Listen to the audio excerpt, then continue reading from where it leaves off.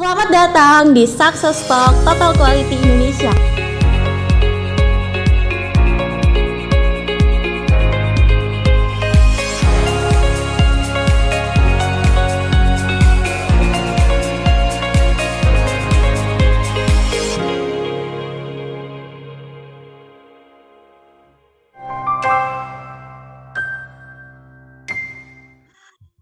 Oke, lanjut gini Pak. Ini kan tadi Pak Tigor bercerita bahwa bisnis ini warisan dari orang tua ya Pak ya. Berarti ada proses namanya regenerasi. Betul ya Pak Tigor ya? Betul. Ya, menurut Pak Tigor seberapa penting sih Pak regenerasi diperlukan di dalam suatu perusahaan? Saya rasa sangat penting sekali ya, dan secara kebetulan karena orang tua saya berkecimpung di akupunkturis, mereka juga bukan pebisnis. Jadi pada saat saya mengelola Enak Eco ini awalnya, itu banyak support yang diberikan oleh orang tua, banyak kepercayaan yang saya dapat dari orang tua untuk mengembangkan.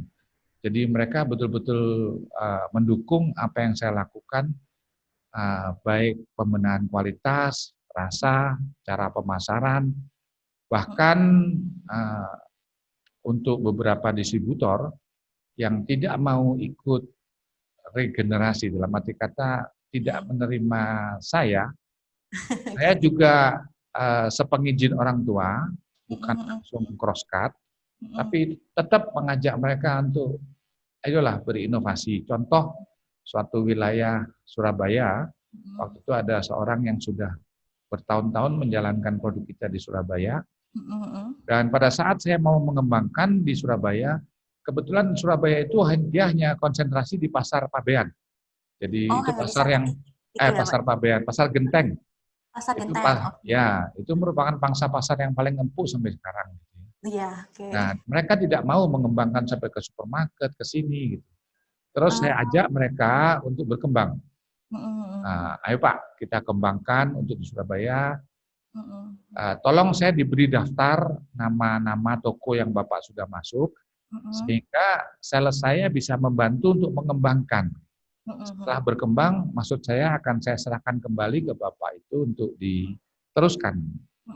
Tapi mungkin karena karakteristik daripada seorang yang bukan open-minded, bukan positive mind, menganggapnya dengan penyerahan nama ini merupakan surrender gitu.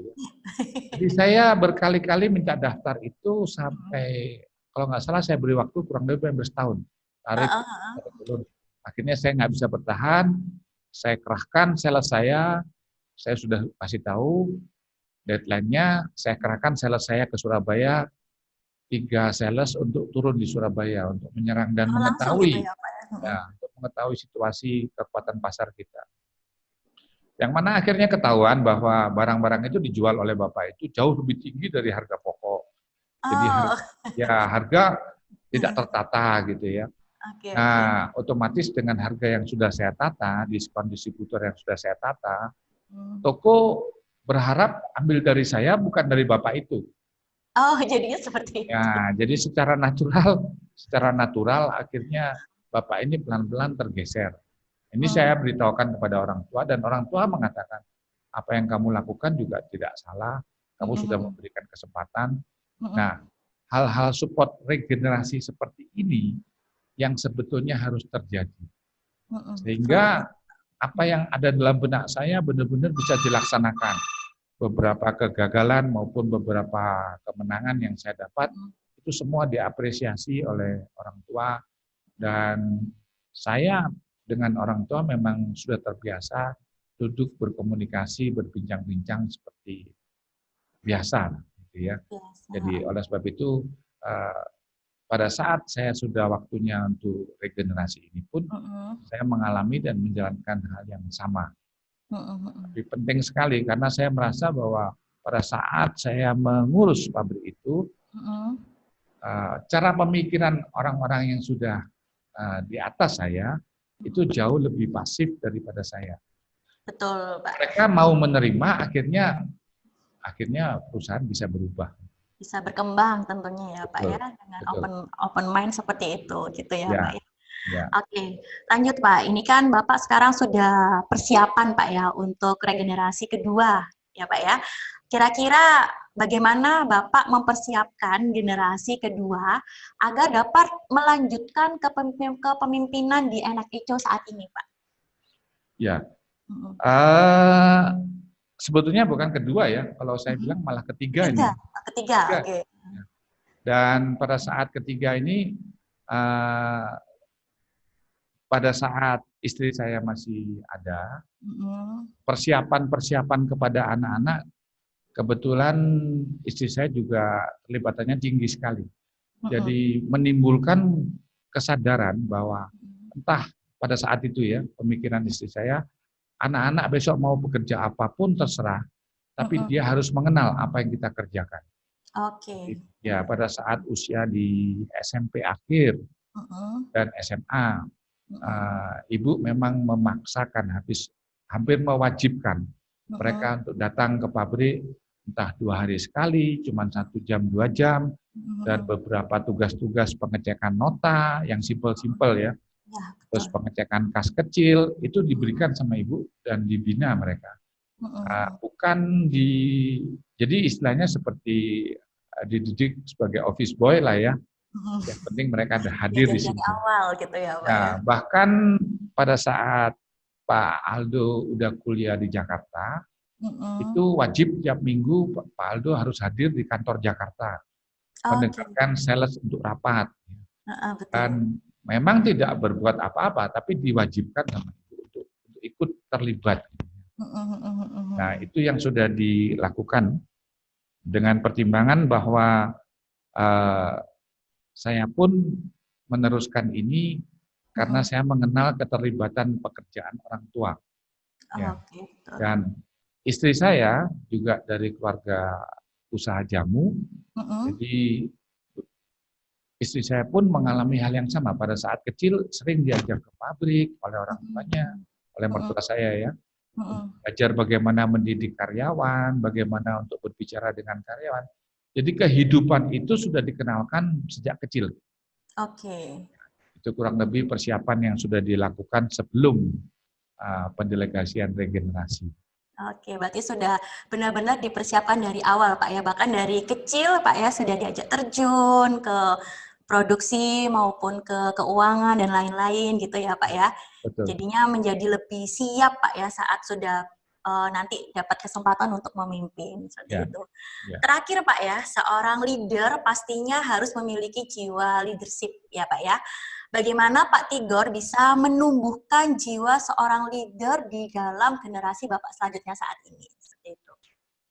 Ini menarik sekali ya. Jadi Mm-mm. pertama istri saya, Mm-mm. kita itu dalam keluarga Mm-mm. sering bincang-bincang keluarga, Mm-mm. dan pada saat kita santai, Mm-mm. holiday, itu pasti ada kesempatan untuk ya ngobrol aja, Mm-mm. nggak formal Sharing ya, gitu ya, Pak ya. ya ngobrol-ngobrol, terus saya kadang-kadang cerita tentang pengalaman hidup saya, yang Mm-mm. saya sudah lakukan di Australia, dan Mm-mm. juga dalam hidup saya masa kecil. Mm-mm. Istri saya pun juga menceritakan kehidupan beliau dalam keluarga yang juga pengusaha jamu. Mm-mm. Sebetulnya dunia bisnis istri saya lebih mengetahui daripada saya karena saya orang tua di bidang pengobatan. Oke. Nah, bincang-bincang ini sering kita lakukan, termasuk saya kebetulan aktif juga di beberapa organisasi sosial. Mm-mm. Istri saya juga mendukung sekali gitu, dalam arti kata untuk sosial harus bagaimana, kalau Saling support jadi gitu ya, Pak ya. betul ya, untuk jadi pemimpin dalam satu organisasi harus bagaimana. Nah, keaktifan saya ini juga di-sharingkan kepada anak-anak. Jadi Mm-mm. anak-anak sudah tahu sejak mereka kecil bahwa saya dan istri saya memang aktif, dan bagaimana kita memimpin dalam satu grup kecil, bagaimana kita harus berbuat dalam sosial. Mm-mm. Nah, ini ditanamkan selalu. Pada saat itu memang kita tidak pernah memikirkan, oh ini saya bentuk untuk nantinya memimpin perusahaan. Itu tidak ada bayangan seperti itu. Iya, Yang oke. penting bagaimana kita membuat anak-anak kita menjadi seorang anak yang bisa bermanfaat. yang mana akhirnya slogan itu saya temukan dalam satu kalimat bahasa Jawa, urip iku urup, yang mana sekarang slogan itu telah dipakai untuk AOC di sini. Oke. Berarti dari pengalaman orang tua ya Pak ya, juga anak-anak mendengarkan, meniru, mungkin seperti itu ya Pak ya? Ya. Oke, kalau gitu.